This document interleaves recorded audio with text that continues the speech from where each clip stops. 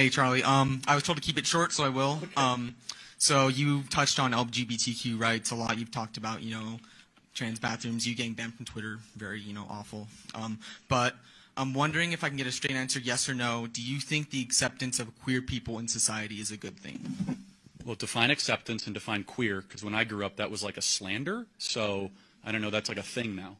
Queer being lesbian, gay, bisexual, transgender, and what was the other word you asked What do you me to mean find? acceptance? What do you mean? Acceptance being that, society, accepts that, doesn't try to change that, doesn't try to say that it's not a social, like it's not a good thing for you to be gay, it's not a good thing for you to be trans, and in our institutions also just offering them resources to, just come to terms with their sexuality, not feel bad about it. Basically, by acceptance, I generally mean society shouldn't make people feel bad about who they are. So, do you agree with that? No.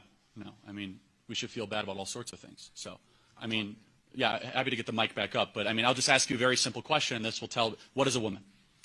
A woman is someone who identifies as a woman. Got it. So, so do you think a definition of someone able to become pregnant would be a woman?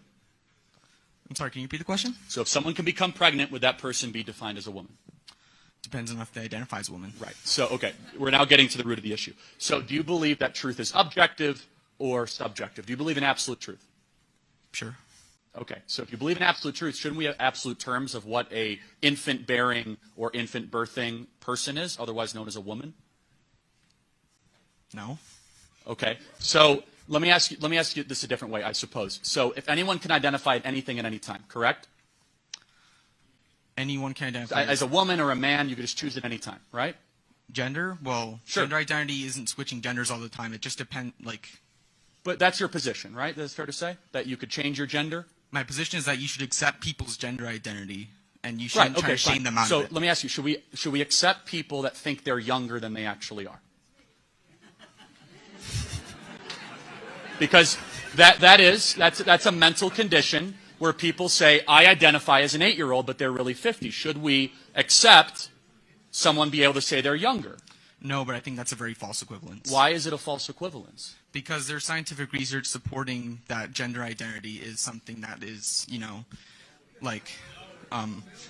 there's scientific research that supports people and says that if you identify as a certain gender, then that is, your gender. There's this paper on Scientific American that I found very interesting that said, it has to do with, your brain formation in the womb, where gender identity forms, but it's different from sex. That's very different from a disorder where you say, I'm not actually my age, because... Well, hold on. You just agreed with me. You said it's a brain formation issue. It's a brain formation... I didn't say it was a disorder.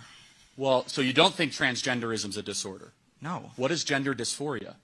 Gender dysphoria is when you're very uncomfortable with your own body, and that usually relates to gender, and that can usually be treated if you choose to transition to... Right, so it's a mental condition, right? Gender dysphoria is, but transgenderism is not. What's the difference? The difference between gender dysphoria and transgenderism? Yes. Being transgender means that you don't identify with the gender you're born with. Gender dysphoria means you're uncomfortable with your body. So they're two different things. No, so you cannot be, quote-unquote, transgender without suffering from gender dysphoria. So let me ask you one more question. So you believe that we can dictate pronouns. Can I choose my adjectives? Can I decide to be, super rich? Or, can I decide to be small? Is there anything objective that we have to actually admit? Or can you just change anything at any time? I think people should have the right to determine their pronouns. And I don't think... No, how about adjectives? I don't think people actually do that, so I don't know why that's something you're... Well, of course, if someone says, I declare I'm rich, it's no longer than saying I'm declare I'm a man. Your chromosomes aren't that way. You don't get to choose what your reality is, do you? Gender identity is reality. Okay, so anyone could be anything. Let me ask, how about species reality? Can I change my species? No. Why? Not. There's people that identify as cats and dogs all the time. It's a serious mental condition. It is. It's treated all the time. Tens of thousands of cases every single year. So basically, if you believe in absolute truth, which you say you do, why wouldn't you believe in absolute truth when it comes to chromosomal structure? Because gender and chromosomal sex are two different things. Right, according to your opinion. Got it. So, but now you want to impose that opinion on the rest of society, right? You can have whatever opinion you want. Here's our position. that opinion should now not apply to all of a sudden saying that men and women's sports should be conflated. Final question. Did you find a moral problem with the University of Pennsylvania swimmer changing from a man to a woman and winning the NCAA championship, defeating other women? Well, I'm not familiar, but I'm pretty sure that the NCAA has some rules that makes it so people who transition have, like, you know, kind of a competitive, fair thing. So I haven't done much research into those rules, but yeah, okay. So usually let me catch you up to speed. 462nd best male swimmer, best female swimmer, NCAA champion. Do you see a problem with that? Are you suggesting that she transitioned to a woman to get better at swimming? Of course. And we shouldn't allow that to happen. Why would you transition yourself just to become better at a sport? Who does that? Because you're a narcissist. That's why. Because it's like saying, why would anyone steal anything? Why would anyone cut in line? People do bad things. It's not up to us as society to accommodate the rules for your impulses to go do bad things. Last question. Do you think there's differences between men and women? Was this the actual last question? Yeah, last. I'm curious. No, I'm curious because I can't believe you're paying for this. It's like so interesting.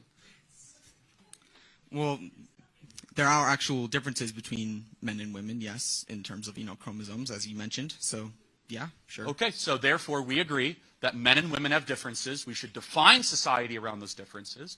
And one of those differences is that women they have lower testosterone levels, and they could be easily exploited by men, which is what happens far too often, and it's incumbent on men who have higher testosterone levels, who are physically stronger, to protect women against the exploitation of men who think they are women. That's a moral question and a moral claim. Thank you for being here tonight. I appreciate it.